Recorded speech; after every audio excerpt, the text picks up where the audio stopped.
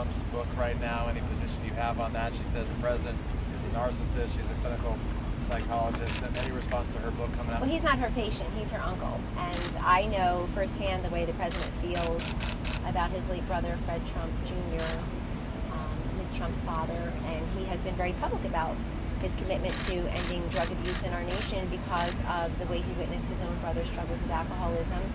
He's always complimentary of his brother privately and publicly in terms of he was the heir to the family business.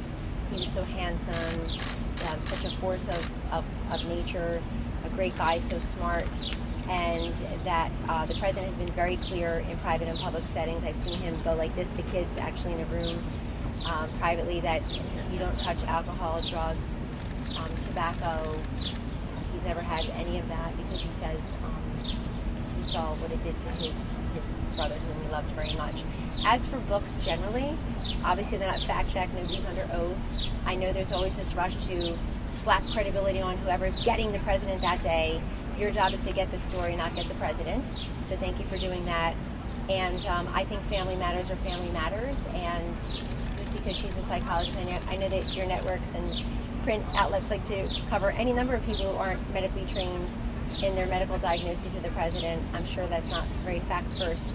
So in this case, she is giving her opinion about somebody who is not her. I was just asked on TV about a quote that's attributed to Marianne Trump Barry, the sister of President Trump. And there too, since Marianne Barry I haven't seen her comment on that. I know she was at the inauguration. I know they're in touch otherwise. They're siblings. As I say, unlike many of you, I don't like to get involved in people's family business. I certainly wouldn't if I were troubled, thin-skinned, and living in a glass house like so many people these days seem to think things are their business. But we'll settle that some other time. You're a pollster, so you're an expert on this type of topic. The president, we're 4 months after the election, is talking about the Confederate flag and sort of demanding or asking whether there's going to be an apology from the only black full-time driver in NASCAR. You know how this stuff works. Who does that win over? Who is that message capturing right now, and why? And would you advise the president to keep it up? I know earlier today that I'm told the president gave an interview to a different outlet where he said it's a freedom of speech issue, but I think it's a good conversation for this country to have. I have the same conversation with my own children. I personally am most concerned about the American flag and the way it is being set on fire and disparaged and disrespected and what it stands for, because I could never look at that flag and not think of all the veterans and the active military and their families and people who literally have shed their blood so we can stand here together, particularly us women, can stand here together with our rights and all of our freedom of speech, freedom of assembly in a great democracy. So I'm most concerned about that. And I think the president made a comment, many of you are playing this 5 years ago, he thinks maybe we have the Confederate flag in the museum. I know many people feel that way. So I'll leave it at that, because I think you asked Kayleigh McEnany. I didn't watch, but a number of questions yesterday about it. You get to ask the president again today if you want to ask him about that and not safely reopen our schools, which I'd imagine, according to your own polling, is very much on people's minds. Caitlin? He'll speak about it in an hour. Why is the president going to Miami on Friday for not something about coronavirus, since it's a hot spot and cases are soaring here? Well, it doesn't mean he won't be asked about it. We are going, I'm actually the project officer for that trip, so I can explain it to you.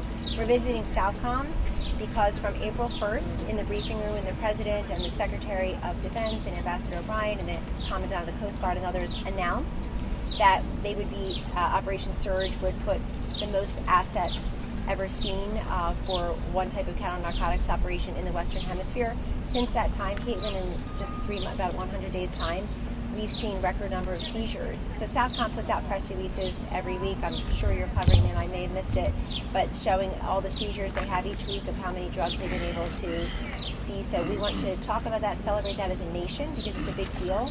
We see drug overdoses on the rise because people are in extended lockdowns. We want to disrupt the supply before it gets here, and we want to make sure those cartels who are very clever and didn't let COVID-19 get in their way, that we're watching them and we're disrupting the flow. I'm sure I hope we'll talk about coronavirus. If you were to ask me a question in Florida, or you asked, God bless you. If you were to ask me a question about coronavirus in Florida right now, I'd answer it for you. I was in the task force meeting yesterday. I sit right behind Dr. Fauci in the task force meetings. I go to all of them. You're aware of all the numbers and all the concerns about South Florida. So why is it wise for the president to go, a huge contingent of aides, Secret Service agents? Why is that wise to send all of those people into a hotspot? We have an important message for the world, and especially the drug cartels, and really the people in our different communities, Caitlin, that we are doing everything we can under tough circumstances and having inherited from an administration that did little to nothing to disrupt the flow of narcotics. We're doing everything we can, particularly knowing that most of these illicit drugs come through Mexico or from China, etc. And he's going there. I mean, he and the vice president are the two most essential workers in the country, so they are tested regularly, and the people around them are tested regularly. We are people who come to be safely reopening the schools today will have been tested before they can be near the president, the vice president, and their spouses.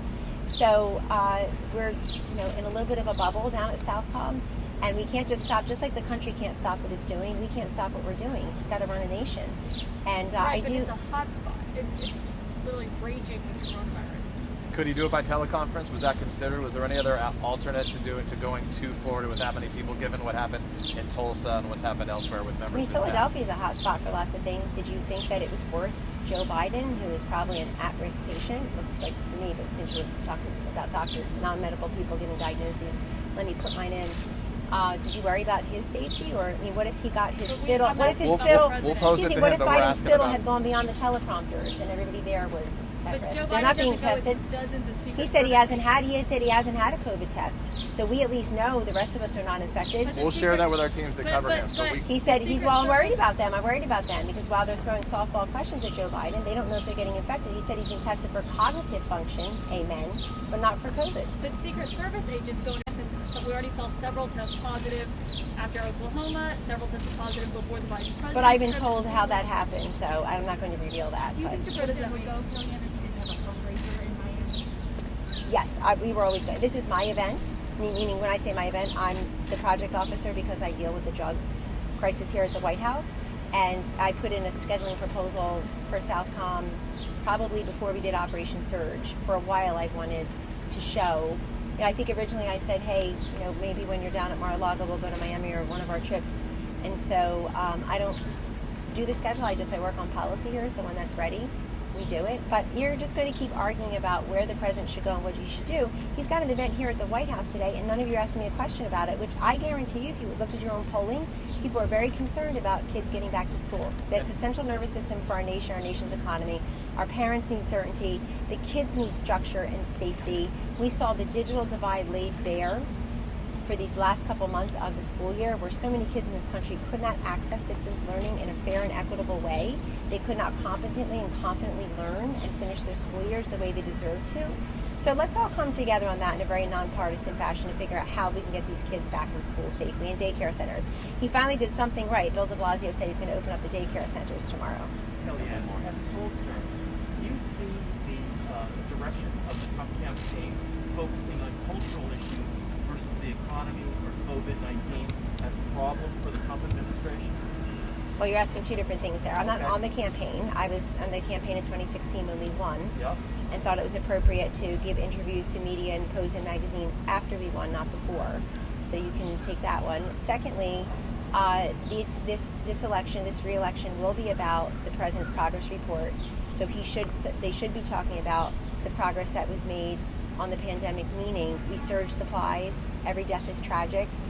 The recovery rate is very high. We have nearly 2 million people, last time I saw, who have fully recovered. I don't see anybody covering that. That's an important number, too, so people understand, they have more confidence in the fact that, God forbid, if they are infected, the vast chances that they will fully recover, and certainly true of their school children. The economy, of course, will continue to be the number one issue. That's why I think it's important for everybody to remind everyone of the facts, that the president's PPP loan designations, which were passed with almost unanimous and certainly overwhelmingly bipartisan support by our Congress, has helped about 84% of small business employees. You're talking about billions, if not trillions of dollars. $30 billion has been returned. We're seeing even the hypocrites who say, oh, the president's giving it to corporate America benefited the Democratic Party of Florida, took about $1 million. The woman that Joe Biden put in an ad in Philadelphia was criticizing the Trump administration for giving out loans to quote corporate America. It turns out she's got one herself. And what I learned from all of this, it just struck me last night, is that we've done a pretty good job as an administration in having people access the information they need to figure out how to apply and secure one of these loans. Because many times people say, oh, the government program was so Byzantine or so labyrinth I couldn't even understand how nobody returned my call. Here, it looks like it was fairly easy for people to apply for and access that money. So that's great news for everyone. As I said, it was passed overwhelmingly bipartisan. Leader McConnell and others have talked about a phase 4 package to help low income. I certainly hope non-public schools will be helped, because these kids who are in those non-public schools have every right to stay in those schools, and the certainty that comes with that. Their parents have every right to exercise those options on their behalf. I think the re-election should be about a couple things. It should be about the economy. It should be about this president and everything he's done on healthcare, whether it's vaccines and ventilators, kidney health, insulin co-pays, stabilizing the Obamacare exchanges, which were a wreck when we got here, associated health plans, surprise medical billing, transparency, many different things he's been able to do in the healthcare space. It's a number one issue to women, COVID or non-COVID. I think it should also be about patriotism and pride and forward-looking. Campaigns are about the future, not the past. And Joe Biden, if he represents any four-letter word the most, it's P-A-S-T, past. So the president can represent the future. I'm all for that. Now, The Secret Service. Mick Mulvaney said today that if the election is a referendum on President Trump, that he'll face some real headwinds. Do you agree with Last thing, he said if it's a referendum on President Trump, he'll face some real headwinds. Do you agree with that? Well, I agree it should be a choice, and every election is a choice. And I will just recount to you, as much as I can, a private conversation I had with Mr. Trump on August 12th, 2016, and just the two of us in the room, and he asked me to be his campaign manager. I said, currently the election is about you, and if it's about you, you can win, but it'll be more difficult. If it's about your opponent, whose name I don't say anymore lest I be accused of still mentioning her name, the one who you guys said would win and lost, her. If it's about her, or if it's a choice between the two of you, you absolutely will win, because people already think certain things about her. ABC News Washington Post poll, looking for anyone, Washington Post poll, take a picture of it, said that 62% of Americans thought she was neither honest nor trustworthy. I mean, that was a really stinging statistic. So elections are choices. It's not just are you for Trump or non-Trump, because there is no non-Trump. The person's name is Joe Biden, and he too has a record and a lot of really creepy statements, actions for sure, but statements that he's made in the past that make me very uncomfortable. Certainly as a mother, but as a person who breathes air and exercises brain capacity, it makes me very uncomfortable that he would look at certain other Americans the way he apparently has in the past. And so it's a choice between the two of them. He has said he will undo the Trump tax cuts immediately. That would slap on about $1,200 per household in taxes, or at least that's what they saved on average. We're going to get rid of the child care tax credit at a time when people really need it.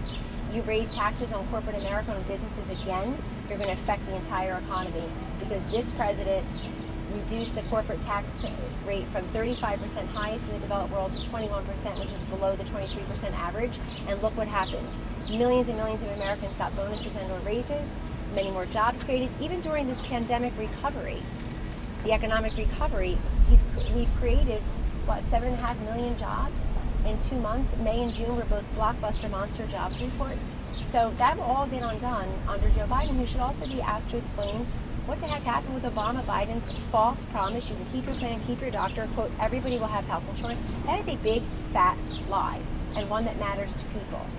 They didn't have health insurance. Millions of people still don't. So why would we go backwards? And Joe Biden just seems to, he's not standing up for law enforcement, he's not standing up for the flag, he's not standing up for patriotism. It's not very inspirational. And frankly, they're not even good at this. He's putting a woman in an ad disparaging the PPP loan program, who got one herself. You said that. If Trump is still down at the polls, though, would you ever consider going back and working on the campaign since you turned it around and got him to win the first time around? So I'm where the president would like me to be, and he's made that very clear. So I do think that there are certain analogies to 2016 that are still true. The electoral map is still the electoral map, and I was very public about where we were going and why. You can pull the tape. I know many people thought he was going to win, and they said so starting November 9th at about 3:30 a.m., but I can't find their texts or their emails or their tapes. I have a living, breathing video catalog, and I can show you on your network a lot, especially that morning show. Day after day after day. Here's why we're going back to Pennsylvania. Isn't it Republican fool's gold, Kellyanne? Yes, it has been. We're going to do, Romney lost to 6 collar counties around Philadelphia. We'll probably lose them too, just not as badly. Did you say you lose them? Yes, we'll probably lose them not as badly. That was true except for Chester County. He did about a point better than us. But that will run up the totals in the rest of the state. Some of that's true. It's still true. Pennsylvania still has 20 electoral votes, but they don't have this time as a Republican governor, and they don't have early vote. They now have early voting, which they didn't have last time. So some things are different, but many things are still the same. I'd say it's better for President Trump in that he's not just promising things; he's proven that he's been a voice and an actor for the forgotten man or forgotten woman, and he should be talking about that. I think his convention will showcase actual people who have been helped. But for Donald Trump being president, Mike Pence being vice president, these people would still be languishing in jail, would still be languishing on drugs, would not have a job, would not have been able to purchase their first home, would not have been returned to American soil from some prison or some detention, some prison abroad. He's brought home so many hostages and detainees on his watch, for example. So there are many examples. And then, of course, taking Joe Biden on and reminding people that we've never seen. I just saw another poll or a story about it was in the mainstream media outlet about how angry many women, suburban women, are at China. You betcha, because they've been paying attention for 4 months as to what's going on and who caused it. And so us being able to remind people why that is and how that happened, and holding China accountable and the WHO accountable for the spread of a virus they said wasn't spreading, couldn't be transmitted human to human. Whoa.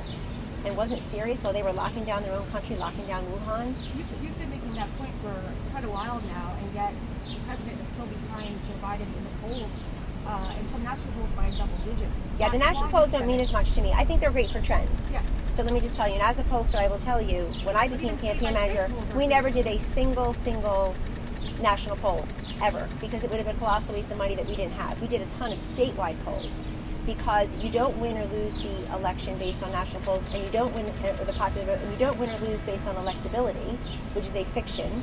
You win on the electoral college, and that's what we focused on, and I'm sure that's what they're focusing on as well. So these state polls are really important. I said last week, I'll say again, I think Trump and Biden are pretty much where I would expect them to be right now in most of the state polls, which is the ones that have good methodology, by the way. Let me caveat that, which is that they're both under 50% and they're within striking distance of each other, give or take a few points. So that doesn't surprise me at all, because again, part of that private conversation, August 12, 2016, and then the strategy, but I was very public about it. I don't know what everybody's hiding these days, very public about it, was, hey, we're going to go into states that Obama-Biden won twice with over 50% of the vote, where Hillary has never been at 50% and stayed there in a poll for any, polling for an appreciable amount of time, and third, where a Republican has been elected statewide to Senate and or governor during the President Obama years, meaning they're not allergic to Republicans. In fact, when they need a chief executive and or a senator, they voted Republican, so we know they'll do that. And we focused on those states. And even some that we didn't win.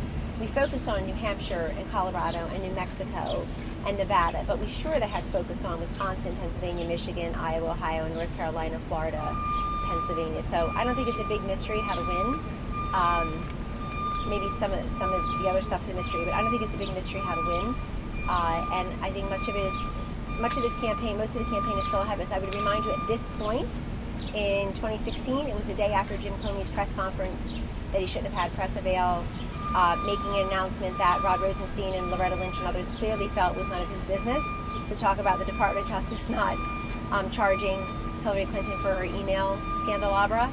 And he made that announcement, and I'm sure I was on the campaign by that time as a pollster and senior advisor. I remember it very clearly, watching that press avail with a bunch of other staffers at the campaign. We had a meeting that day about who to pick for VP, so it's early.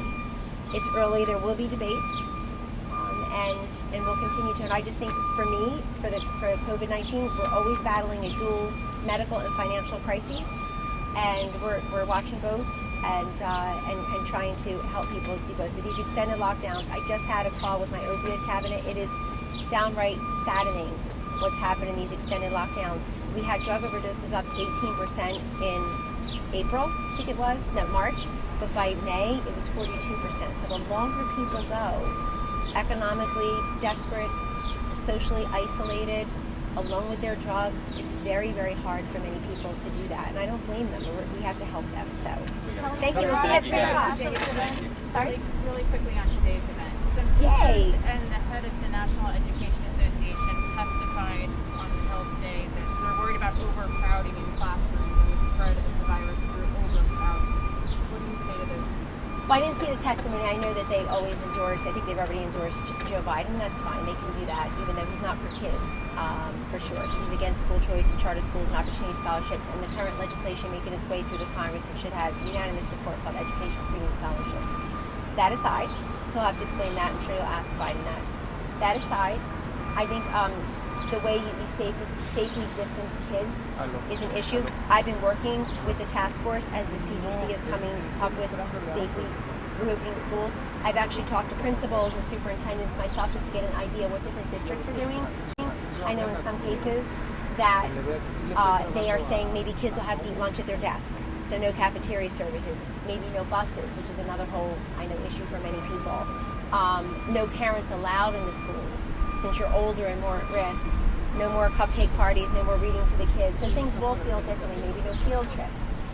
So I think they're all working that out to figure out the way that you can safely reopen and focus on what we need to focus on, which is the kids getting their education. I've talked to a couple principals who said, high school principals actually, who said, look, maybe what we'll have to do is put A through L kids' last names in school the full week, and then the next week they're at home learning online, and then reverse it.